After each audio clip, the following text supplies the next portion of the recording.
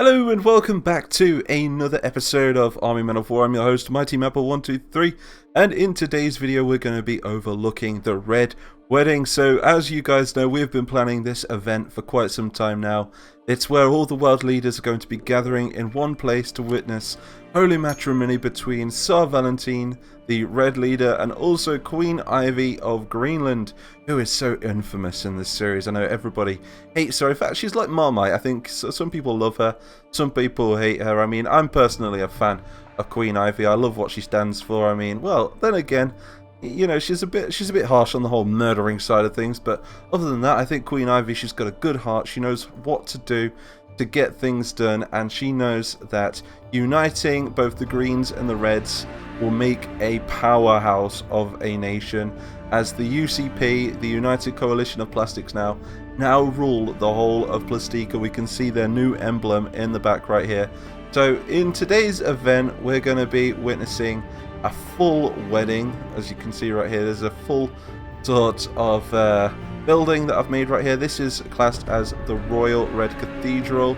It is right here in Redningrad, and this is going to be where everything is about to go down, in the way of marriage, that is, because, you know, like I say, Queen Ivy's always had a thing for the other kind of colour and that kind of race. You know, she was with an orange for quite a while, but then he got murdered, so she's now chose a red. And she's always been in the favour of unionism. And for those of you guys that don't know, unionism and imperialism are like the two opposing ideologies in this series. Imperialism being where a leader has full control of his nation, and unionism being where they think multiple leaders should have control of their nation. So it's like a committee versus a single leader, and obviously these guys on this side don't want that kind of thing, because that threatens their power. So unionism and imperialism have always been a thing in this series and in this world. But anyway, getting back onto subject, we have a bunch of main characters here. Look, we're going to go through them. We've got a bunch of politicians over here. Look, we've got General Grattan Jr., we've got General Sahara, we've got the old Prime Minister Platos, we've got the old Emperor Malice right there. Look, he's but ugly, that's why he's wearing his mask right here. God knows why. Maybe we can come up with some law about why he has to wear a mask for a ceremony like this, you know. But maybe he should take it off, man. But then again, maybe he shouldn't. But anyway, we've got King Scot-Free on the left right here. He is King of Blutania. Obviously the Tans have formed a sort of committee now, meaning that because Sultan Levantine is dead, that means that these guys are now in charge of the old Tan Empire, but pays homage to the UCP, being the Reds and the Greens, who hold like the chairman seats of that sort of unionist committee. On this side, we've got the GOR, the old grey, not green, orange and red armies. We've got the Grey Kaiser right here. This guy is like the Emperor of the Greys. There's a certain someone that didn't turn up for some reason. Mr. von Greineken, I'll get a picture of him up right here. He should be with him, but for some reason he's took a sick day, so no idea why. Maybe you guys could come up with some theories in the comment section. We've got some red politicians, and we've got some orange politicians over here as well. This guy being, I think, one of the main orange sort of committee leaders, representing the Orange Nation after Sultan Levantine was killed by the Purples. As you can notice, there are no Purples here, and that's because the Purples have been outcasted. They've been outlawed for now, anyway. They've been accepted into the UCP, but there are no official representatives as of yet. Same with the Pinks. They're a little bit too tribal for this sort of event. But anyway, so what we're going to be doing is now we're going to be witnessing the wedding itself. So if we all stand for the Queen of Greenland, this would be pretty cool. Let's press the start button. Here we go. Cue the music. Here she comes. Oh, doesn't she look beautiful? Look at this. Look at this wedding dress. This beautiful dark green wedding dress. She hasn't changed really. We've got the bridesmaids coming in the rear as well, each representing a different colour of this UCP faction. They now rule the whole of Plastica, and peace. Finally, we have peace in Plastica. Look at this. We are gathered here today to witness holy matrimony between these two parties, the Red and the Grey. Oh! There's bombs! The queen and the red guy is like, what's going on? Run away! We've got every main character all in one place right here. Let's see. Clearly this is a preemptive strike. Some sort of ambush right here. We've got reds and flamethrowers. So there has been some sort of unionist coup go on with the reds. If you guys do want to know who it is a guy by the name of Ruskin. So if you remember, there was a huge corporation called Sunker Industries raising money. They were paired up with Baron von Krasny from the Human Dimension. Ruskin, he is in here somewhere, I believe. Where is he? He's somewhere in this building shooting at the poor dudes over here. Look, all of our world leaders. But we need to try and get them out of here if we want to see them alive in the series in the future. But Ruskin, if you rearrange Sunker Industries, it just becomes Ruskin. So that's been in the series for a while now. I don't know if anybody noticed that. But he has raised millions of dollars to fund yet another coup to try and get his throne back in the Red Union. So now he's going to be bringing forward his soldiers to attack this building right here. We can see even more of them coming from outside. They're then going to try and take over the UCP. So imagine this right here. Imagine if he can kill off every single world leader in here. It'll prove to be the most devastating yet most strategic outcome for this series, really, for the Reds, because Ruskin, if you remember, was imprisoned by Tsar Valentine when he was rising to power. Obviously he has the majority of the votes when it comes to people supporting him in the Red Union. They're now going to be pushing forward. He's raised a little private army and they've turned on their own government. So if you do remember when I created that Red Union sort of video, I did say that the Red Union have always been fighting amongst themselves. The Reds have never been a loyal race. They're always fighting between imperialist views and unionist views. Let's get some of these guys down here. Take him out. There he is. There's the man himself. So Ruskin, look. You see him with his hat on. If this guy manages to take this palace and kills off every world leader, then that means he is going to be the supreme leader of the UCP. There's going to be no more competition or anything in the way of anyone to stand up to them, really. So we're going to get these Reds over here. Look, we're going to try and storm the halls. How many world leaders are still alive? Did we lose any? But at the minute, we can see that Sahara and Platos are like, what are we going to do? We need to get out of here. Where's the Green Queen? Whoa, okay. Queen Ivy is... she's armed herself with a nice AK right there, or RK-47 as we call them. Other than that, though, I think everyone else is still somewhat alive. We've got a couple of politicians in the back. We must have lost so many higher-ups, so many nobles would have died from that explosion. Or series of explosions, should I say. Security forces are all gathering in the centre now. We've got a handful of guys up here. Let's take some shots into the thing.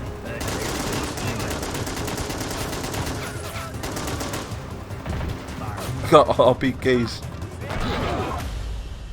Right, let's push up the rest of them. So they've completely secured the outside of the compound now. We're going to storm all of these guys into the compound. We still have some soldiers on the rear as well. Hopefully these flamethrowers, so we'll get to see some action from these guys, and maybe they'll just burn everybody. Let's get some of these guys into the main building now. But we can see that there is an entrance at the back through the office of the what was his name? It'll be the Secretary of State's office. That's what this will be. Come on.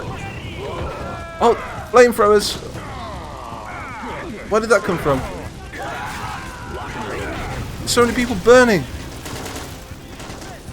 How many world leaders did we just lose? Queen Ivy's still alive. That's what matters. Everyone's pinned though. There's literally no way out.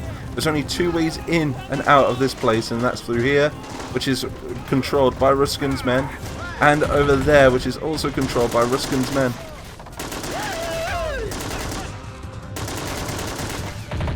Go on, go on. Let's rush in. Let's rush them in. They've got more than enough men. Oh no! No! No! No! No!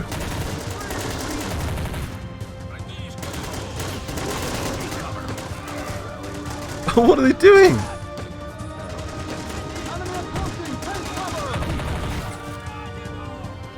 Wow. Okay, we've got more men rushing in now. How many more? Have we got any? Yep, right up here. What are you doing? Go, come on, this way. Get through the back. Through the back. That's the problem about having interiors in this game. They tend to warhog. Got some guys patrolling down these holes though. There's King Scot-free hiding in the shadows. He has no idea. Right, ambush. Get him.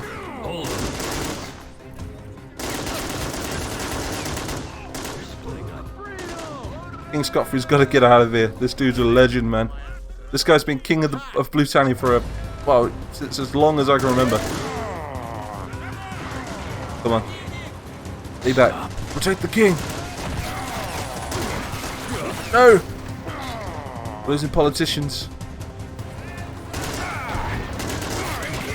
I'm not seeing Queen Ivy.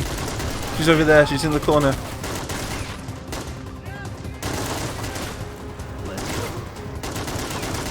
Oh my god. I don't think they can see her. She's blending in with the flag. Other than that, I'm not seeing anybody.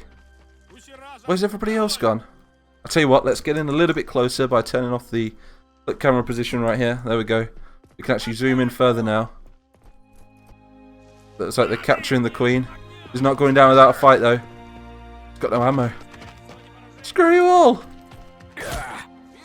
She's dead. No, the queen's shot.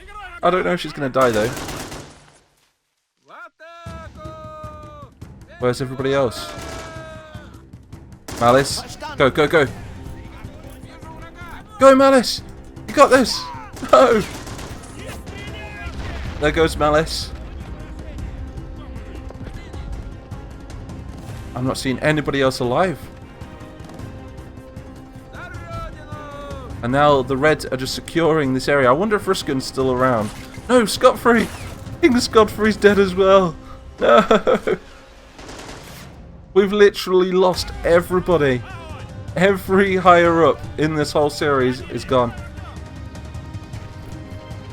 There is literally no more monarchs left.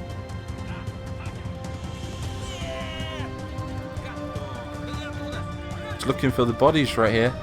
So if we look around, we can actually identify some of them. So we know that Queen Ivy is now dead. She's been shot. She's a goner. We know that King Scot-free is also a goner. I'm just not seeing the bodies of any of the others, unless they've escaped. Anybody escaped? Nope. Now the Reds are just securing the outside of the cathedral. Some more entering the back building as well. Everybody is dead. This is crazy. So now, I'm guessing it's all down to Ruskin. If we can find that Ruskin's still alive and he survived this coup. There he is! He's actually alive! We're going to get him into the centre now. Go and take the crown of the UCP. But the UCP now would be controlled by one person.